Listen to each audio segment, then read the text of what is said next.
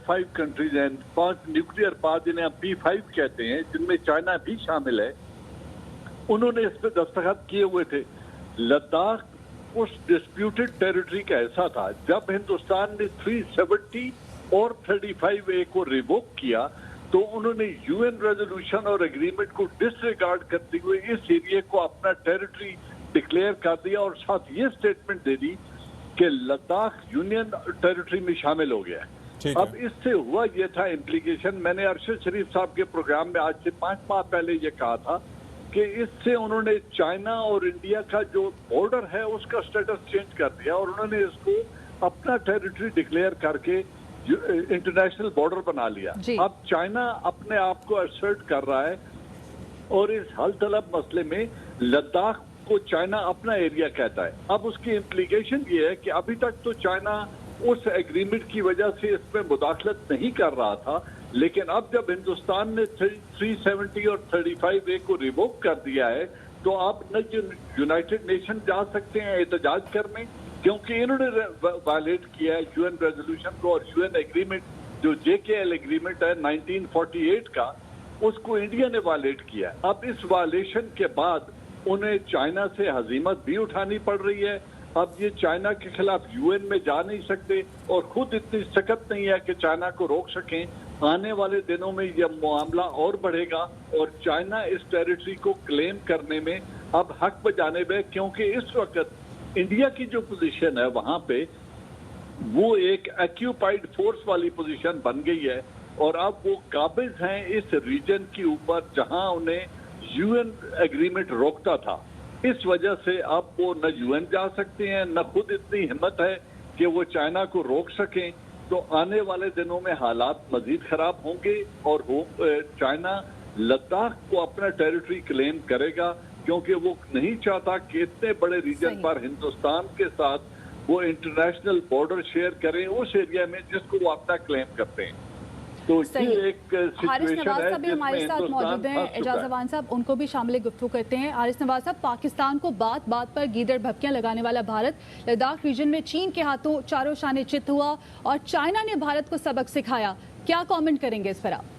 यही सबसे बड़ी जो मज़ाक़ बात है कि ये तो चाइना इंडिया तो ये कहता था we go to star strategy और हम जो है 2 फ्रंट पे लड़ सकते हैं, पाकिस्तान से भी लड़ेंगे, चाइना से भी लड़ेंगे।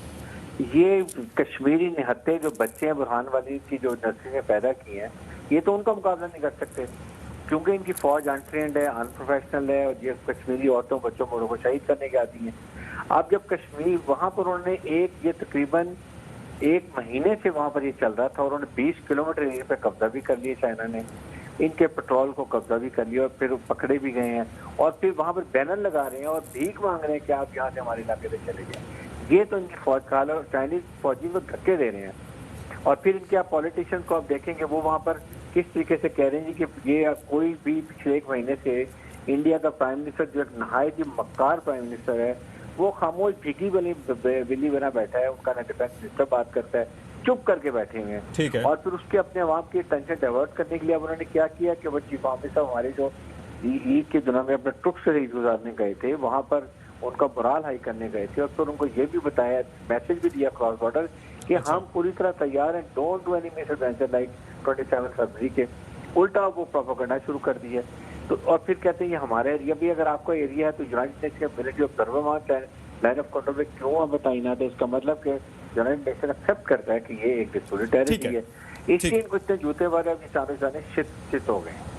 अच्छा, जनरल अमजद शेख साहब, सर आपका भी बहुत शुक्रिया, आपने हमारे लिए वक्त निकाला। प्रिसाइसली जो हम बात कर रहे हैं वो ये है कि एक जानिब भारत को जब मार पड़ती है और यहाँ पर लद्दाख में ऐसा पहली दफ़ा नहीं हुआ, यहाँ पर होता रहता है। भूटान की बात करें, वहाँ पर डोकलम में जो हुआ चीन ने भारत के साथ किया वो सबके सामने और एक हिस्ट्री है, 1962 से शुरू हो रहा है सारा कुछ।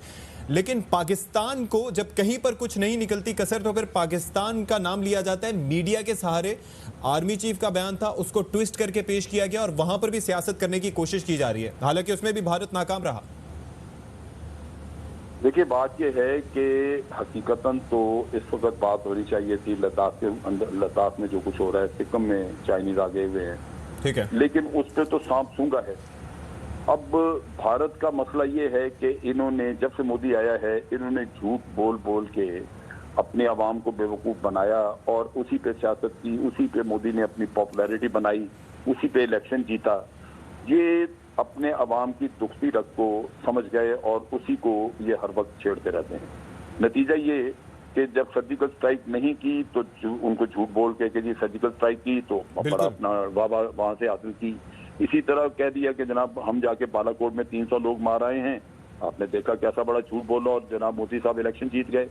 अब क्या करें, क्या बताएं कि वहां पे चाइना ने इनके साथ क्या किया है। तो नतीजा ये कि फिर पाकिस्तान वाला किस्सा खोल के बैठ जाते हैं।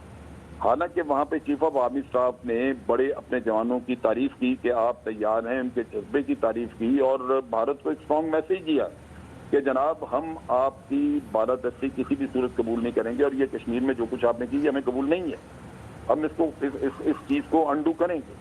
अब ये वो चीजें हैं जो कि अपने अवाम को तो वो नहीं बताना चाहेंगे, बिल्कुल, और ये झूठ का सहारा दे के वो लद्दाख की कहानी इधर। और आप देखेंगे कि कुछ अर्से के बाद ये इस बारे में भी एक नई झूठी कहानी घड़ लेंगे और अपने अवाम को मुतमईन करेंगे कि जनाब हमने चीन को ये कह दिया, वो कह दिया और लद्दाख का इलाका ये अब छुड़ा नहीं सकेंगे।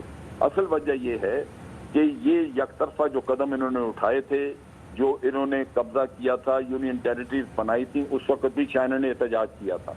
ठीक है, ये नहीं इन्होंने माना और उस वक्त अपने मुंह जोर रहे और इसी तरह आगे बढ़ गए। आज चाइना ने यकतरफा कदम उठा के इनको सबक दे दिया। अब ना ये सहल है कि जाके यूनाइटेड नेशन में ये जाके रोना रोएं, क्योंकि यूनाइटेड नेशन को तो खुद उन्होंने पामाल किया। वो जो यूनाइटेड नेशन की जो करारदादें थी जिनके तहत इन्होंने यहाँ पे प्लेबिसाइड कराना था, वो तो इन्होंने खुद यकतरफा एक तौर पे खत्म कर दी। अब चाइना यकतरफा कदम कर रहा है तो आप देखेंगे कि इनको हकीकतन ये शोर मचाया ही नहीं इसी वजह से इन्होंने कि ये इनके पास कहने को है कुछ नहीं।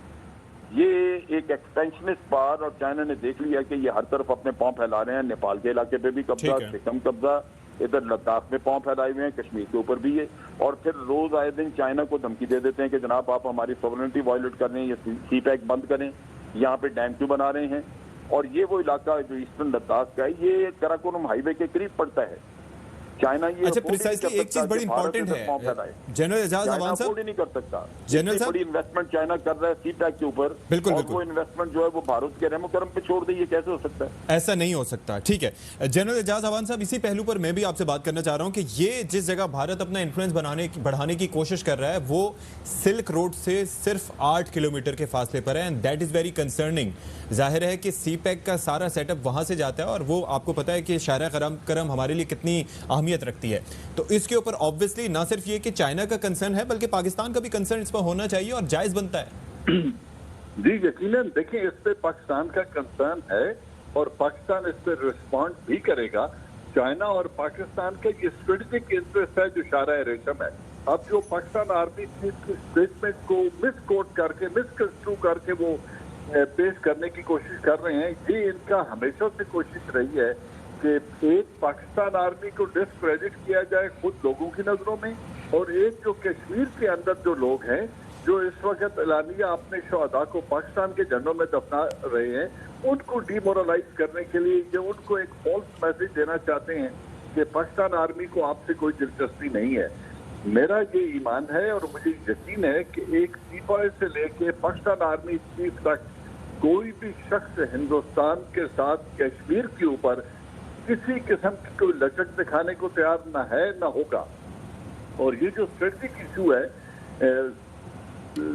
सी पैक एक है, शारा रेशम 2 है, तो ये सियाचिन की एक्यूपेशन से लेके अब जो लद्दाख में ये बढ़ना चाहते हैं, ये यकीनन एक बड़े शय इनको मिली हुई है आजकल। उस पे ये पाकिस्तान के साथ चाइना के स्ट्रेटेजिक रिलेशन को और इस स्ट्रेटेजिक इंटरेस्ट को हर्ट करने के लिए उस एरिया में मूव करना चाहते हैं। न इनको चाइना मूव करने देगा और न पाकिस्तान मूव करने देगा, क्योंकि ये हमारी एक स्ट्रेटेजिक वल्नरेबिलिटी बनती है अगर हम इस पर खामोश रहें।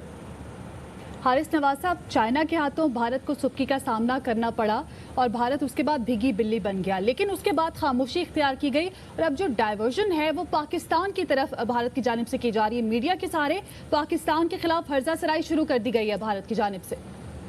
जी, और उसमें आप ये देखें ना कि कितने इनकी ज़हनी पस्तगी है कि ये बात करें कि पाकिस्तान का एक कबूतर पकड़ लिया है, वो जासूसी करने आया था। इनकी ये तो इनकी मीडिया का इनका हाल है। फिर जब देखा कि अब अवाम में बातें शुरू हो गई, उनके पॉलिटिशियन इनके खिलाफ बातें शुरू कर दी हैं कि चाइना बिगी बिल्ली बना हुआ है, चारों शाने चित हो गया है, वहाँ पर चाइनीज ने इनको धक्के दिए, इनके लोगों को अरेस्ट कर लिए, 20 किलोमीटर एरिया कवर कर लिया, उसके ऊपर अब ये क्योंकि अवाम ये कुछ कर सकते नहीं है, इनकी फौज तो अनट्रेंड है, कुछ भी नहीं कर सकती, तो इन्होंने अब ये जाके फिर कश्मीर की बात शुरू कर दी है, चाहे पाकिस्तान की बात कर रहे हैं, चाहे चीफ आर्मी साहब से पहले बात कर रहे हैं, और ये नहीं पता कि हमारी फौज तो बैटल हार्डेंड है, आप हमारा मुकाबला नहीं करते तो चाइना का क्या करेंगे।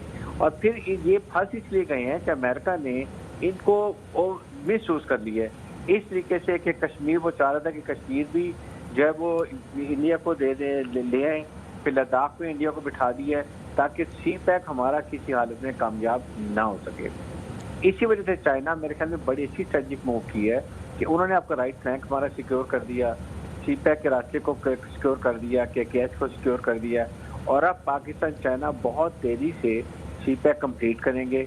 और जो ये एक इनिशिएटिव, फर्स्ट इनिशिएटिव है जो बोल्ड रहे इसका रोड का, बिल्कुल आपने सीपैक की बात की, और इस तरह से भारत को ये भी मालूम हो गया कि ये एरिया सिक्योर हैं, और चीन ने भारत को बता दिया कि आगे भी अगर ऐसी कोशिश करेगा तो इसी तरह की सुटकी का सामना करना पड़ेगा। जी बिल्कुल, ये this is the basic reason जिसकी वजह से अब इनको परेशानी हो गई है। और फिर आपने सुना पेंटागन ने 4-5 दिन पहले ही कहा है कि हम चाइना को डिफीट नहीं कर सकते, इसलिए अब मेरे ख्याल में इंडिया को उन्होंने फंसा दिया है। इंडिया को दोनों तरफ से मार पड़ेगी, इधर कश्मीरी मारेंगे, उधर चाइना मारेंगे। पाकिस्तान ने लाइन ऑफ कंट्रोल को बड़ी चीज से डोमिनेट किया हुआ है। अब ये समझ नहीं आ रही है, और ये टच एंड डाइवर्ट करने के लिए इसलिए चीफ आर्मी साहब गए थे इंडिया को मैसेज देने के लिए यहाँ पर कश्मीर में कि don't do any mission venture, आप कोई भी ऐसा ना करें जिसमें आपका 27 फरवरी का इंसिडेंट, वो आप ना भूलें, ना कभी भूलेंगे। अच्छा जनरल साहब, जनरल अमजद शेख साहब, ये जरा फरमाइएगा, ये जो अमेरिका फैक्टर है, जो पेंटागन फैक्टर है, वो आप किस साइड टिल्ट होता हुआ देख रहे हैं, कंसिडरिंग द फैक्ट कि सी पैक के हवाले से ऑलरेडी एलिस वेल्स साहब भी और इसके अलावा दीगर भी अपने कंसर्न शो कर चुके हैं, और